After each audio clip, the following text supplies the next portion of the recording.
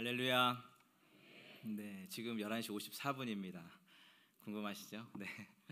이렇게 한 해 마지막을 그리고 새해 시작을 주님의 전에서 또 사랑하는 이들과 함께 예배하며 보낼 수 있다는 것이 얼마나 기쁨이고 은혜인지 모르겠습니다. 정말 말 그대로 다사다난했던 그런 한 해였던 것 같습니다. 나라적으로도 참 어수선하고 또 마음 아픈 일도 있는데요.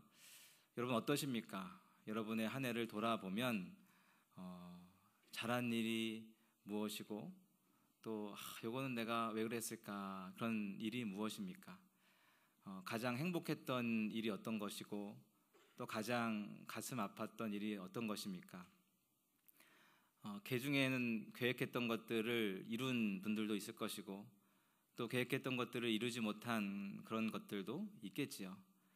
이런저런 일들을 겪으면서 이 마지막까지 오신 여러분들을 진심으로 응원하고 축복합니다. 너무너무 고생하셨습니다. 너무너무 감사합니다. 너무너무 수고하셨어요. 우리 다 같이 수고의 박수 한번 할까요? 예, 너무 고생하셨습니다. 우리 찬양대도, 성가대도, 우리 교회 학교도, 우리 방송실도, 네, 우리 모든 부서, 우리 모든 기관, 모든 분들 수고 많으셨습니다. 우리 인생은 앞을 보며 나아가는 그런 인생입니다. 그런데 앞을 보며 나아가면서 동시에 뒤를 돌아보게 되죠. 과거를 기억하고 과거를 추억하고 과거를 그리워합니다. 특별히 미래가 더 불안할 때마다 더 그런 것 같습니다. 신앙생활도 마찬가지입니다. 야, 내가 옛날에 정말 큰 은혜를 경험했었는데, 내가 옛날에 정말 즐겁게 봉사했었는데, 내가 옛날에 놀라운 체험을 했었는데, 그렇게 자꾸만 과거의 경험들이 생각나는 이유는 무엇일까요? 내가 앞으로 그 은혜를 동일하게 경험할 수 있을까? 내가 앞으로 그 은혜들을 누릴 수 있을까? 내가 예전처럼 기쁘고 즐겁게 봉사할 수 있을까? 그런 염려와 걱정이 우리로 하여금 자꾸만 과거를 기억하게 하는 거죠. 근데 오늘 말씀 보니까 하나님께서 과거를 기억하지 말라, 이렇게 말씀하고 있습니다.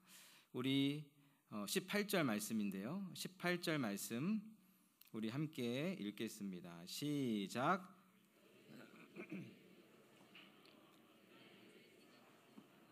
아멘.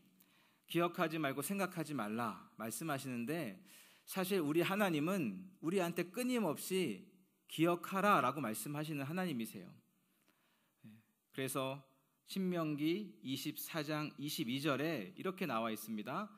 너는 애굽 땅에서 종 되었던 것을 기억하라. 또 신명기 32장 7절에도 이렇게 나와 있습니다.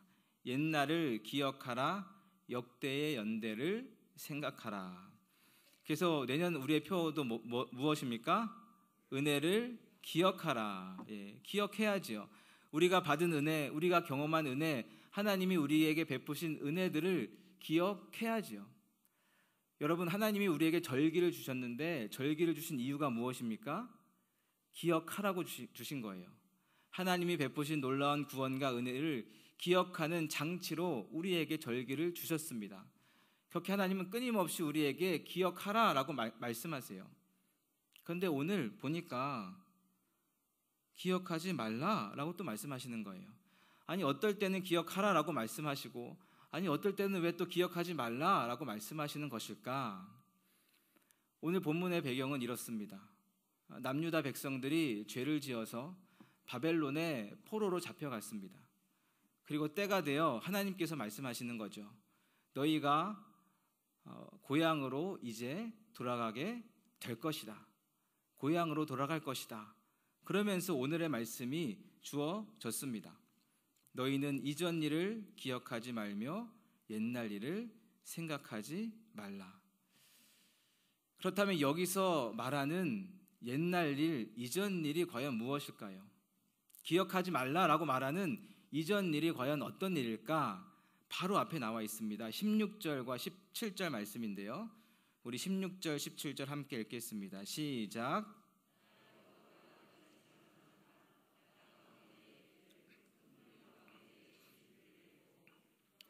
말과 군대의 용사를 그들이 일시에 엎드러져 일어나지 못하고 소멸하기를. 아멘. 여러분, 이것이 무슨 사건인지 아시죠? 바로 출애굽 사건, 홍해를 건넌 사건입니다. 모세가 이스라엘 백성들을 데리고 애굽을 나왔습니다. 근데 그렇게 나왔는데 바로 앞에 홍해가 그들을 가로막고 있습니다. 그리고 뒤에는 애굽의 군대들이 자기를 쫓아오고 있습니다. 이제 영락없이 거기서 죽게 되었습니다.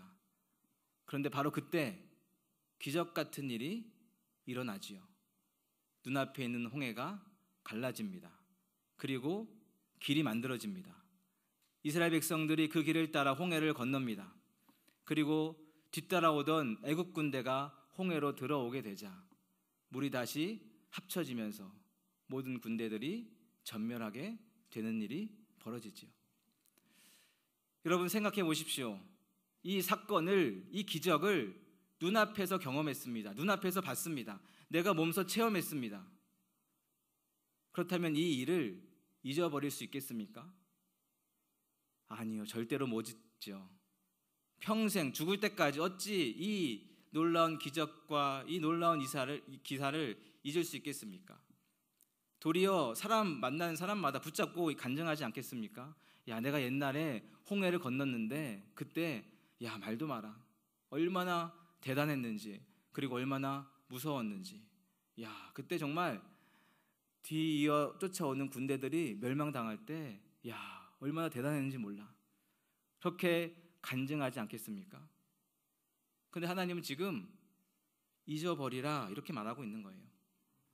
홍해를 건넜던 그 놀라운 기적들, 그리고 눈앞에서 애굽의 군대들이 전멸했던 놀라운 기적들, 그리고 새로운 길이 펼쳐지며 자유를 경험했던 그 놀라운 시간들을 어떻게 하라고요? 잊어버려라. 그렇다면 왜 하나님께서 이렇게 말씀하시는 것일까? 제가 오래전에 영화 포스터를 한번 본 적이 있었습니다. 그 포스터의 글귀가 참 인상 깊었는데요. 거기에 이렇게 적혀 있었습니다. 지금까지의 모든 액션은 잊어라. 지금까지의 모든 액션은 잊어라. 여러분, 그 글이 의미하는 게 무엇입니까? 정말 내가 본 모든 액션 영화, 거기에 나온 모든 액션 장면을 잊어버리란 이야기입니까? 포인트는 그게 아니죠.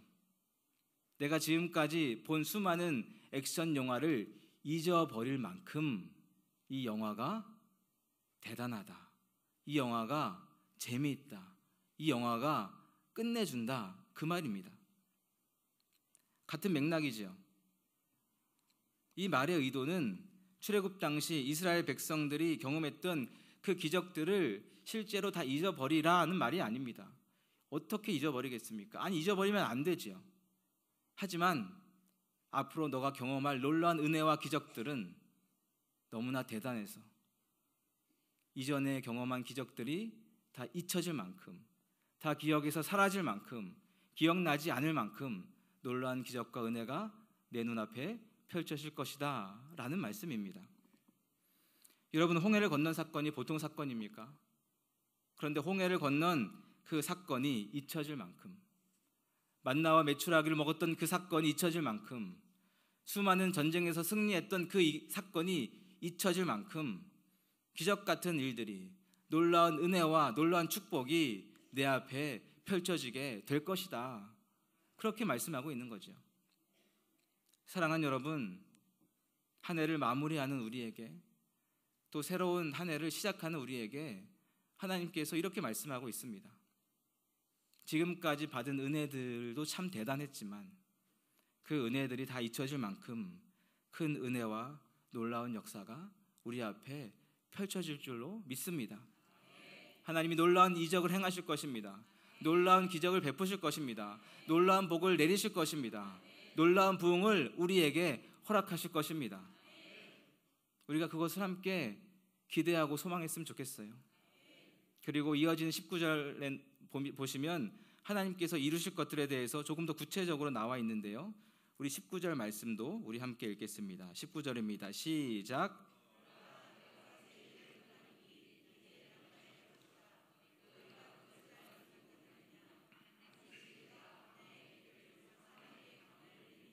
아멘.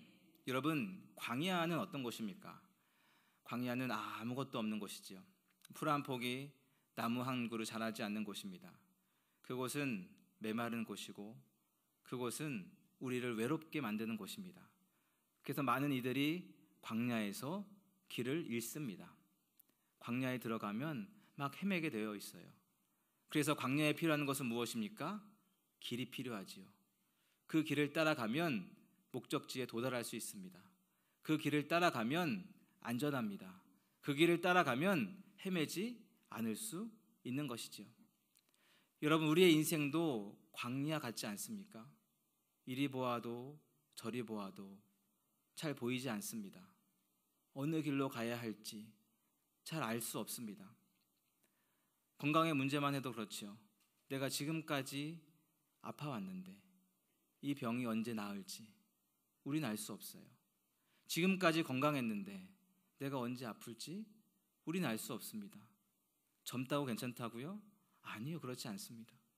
우리는 우리의 건강을 장담할 수 없습니다. 우리의 미래, 우리의 노후, 우리의 직장, 그 무엇 하나 우리는 확실하게 이야기할 수 없습니다. 그래서 이 시대를 불확실성의 시대라고 말하지요. 우리 자녀들은 또 어떻습니까? 우리 사랑하는 자녀들이 어떻게 자라줄지 우리는 장담할 수 없지요. 어떤 학교에 갈지, 어떤 직장에 들어갈지, 어떤 누군가를 만나 누구와 결혼할지 우리는 아무것도 알 수 없습니다. 이 나라를 보십시오. 이 나라가 어떻게 흘러갈지, 전 세계가 어떻게 흘러갈지 우리는 아무것도 알 수 없어요. 이 세상은 마치 광야와도 같습니다. 그런데 이런 광야 같은 우리의 인생에 하나님이 길을 내신다라는 것입니다. 그 길을 따라가면 목적지인 가나안에 도달할 수 있습니다. 그 길을 따라가면 안전하게 고향까지 돌아올 수 있습니다. 그 길을 따라가면 헤매지 않고 안전하게 하나님의 은혜와 복을 경험할 수 있습니다. 본문에 등장하는 사막도 마찬가지죠. 사막은 생명이 존재하지 않는 땅입니다. 생명이 없는 땅이에요. 그런데 그 사막에 강을 내신다 말씀하십니다. 그러면 그 강 주위로 생명이 움트게 되지요. 풀이 자라고 나무가 자라고 꽃이 피고 짐승들이 오고 새가 깃들이게 됩니다. 죽음의 땅이 생명의 땅으로 변화되는 것이죠. 사막과 또 같은 우리의 인생에 하나님께서 강을 내시고 우리에게 생명을 주시고 회복을 주시고 은혜를 베풀어 주신다라고 말씀하는 것입니다. 이어서 20절 말씀을 우리 함께 읽겠습니다. 20절입니다. 시작. 장차 들짐승 곧 승냥이와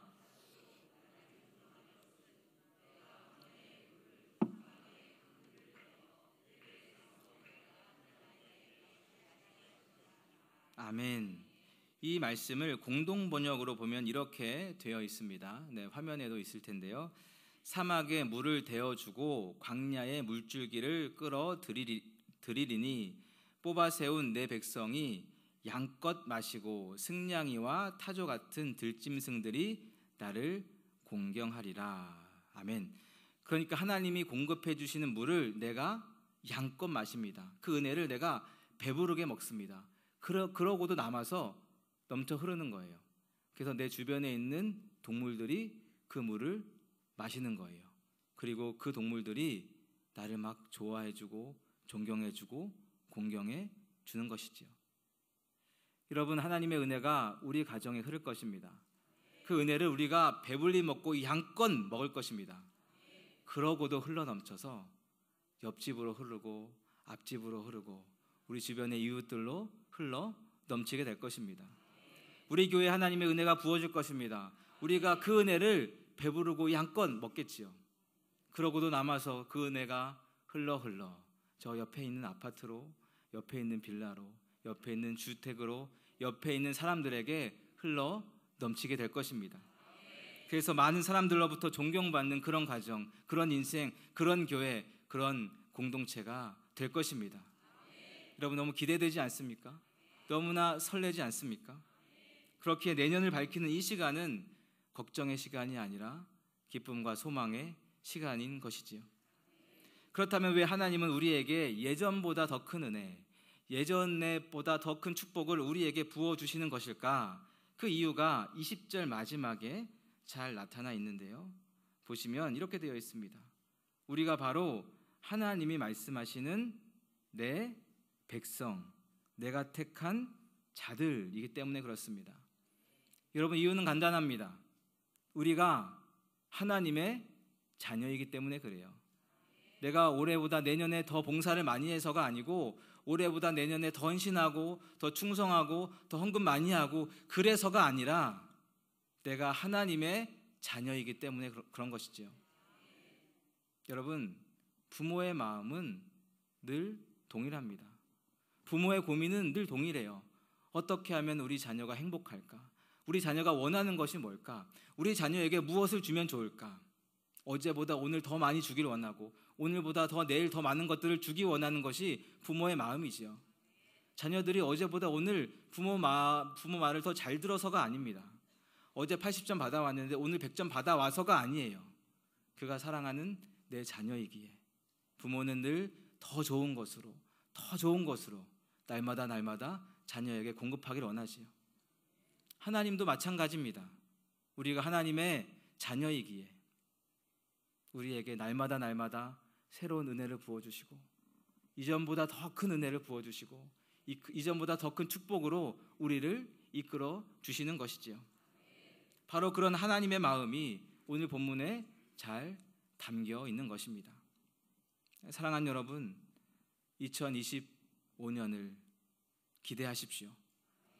물론 앞으로도 우리는 광야와도 같은, 그리고 사막과도 같은 길을 걸어갈 것입니다. 잘 보시면 광야를 없애주겠다, 사막을 없애주겠다라고 말씀하시는 게 아니에요. 사막에 강을 내주겠다, 광야에 길을 내주겠다. 그래서 비록 내가 광야를 걸을지라도 내가 헤매지 않고 흔들리지 않고 안전하도록 해주겠다라는 말이죠. 내가 사막을 거닐지라도 내가 그 안에서 생명을 발견하고 생명을 누릴 수 있도록 광야와 사막과 그 모든 환경 가운데 하나님의 은혜를 부어주시겠다라는 말입니다. 물론 어떤 이든 이렇게 말할 수 있습니다. 길이 보이지 않습니다. 강이 보이지 않습니다. 아니, 하나님은 좋은 거 주신다면서요. 하나님 자녀들에게 가장 좋은 거 주신다면서요. 그런데 왜 나는 길이 보이지 않는 것입니까? 왜 나에게는 강이 보이지 않는 것입니까? 이렇게 하소연하실 수도 있겠지요. 그런데 믿음의 눈을 열어 이렇게 멀리 보십시오. 저 멀리서 길을 만들어 내게 다가오시는 그 하나님이 보이실 것입니다. 저 멀리서 강을 내시며 내게 달려오시는 그 하나님이 보이실 것입니다. 그 길로, 그 강으로 달려가십시오. 그 길을 통해, 그 강을 통해 하나님이 우리에게 부어주시는 이전보다 더 큰 은혜, 이전보다 더 큰 기적을 경험하시길 바랍니다. 그 길을 따라 하나님의 은혜를 누리십시오. 그 강을 따라 하나님의 생명을 누려 가십시오. 그래서 결국 21절에 기록되어 있는 것처럼 우리를 지으시고 인도하시는, 우리를 선하게 인도하시고 우리를 길로 강으로 인도하시는 그 하나님을 찬양하는, 온 힘을 다해 찬양하는, 온 생명 다해 찬양하는 그런 2025년 한 해가 될 수 있기를, 그런 우리의 삶과 우리의 인생이 될 수 있기를, 그런 교회가 될 수 있기를 주님의 이름으로 축원합니다.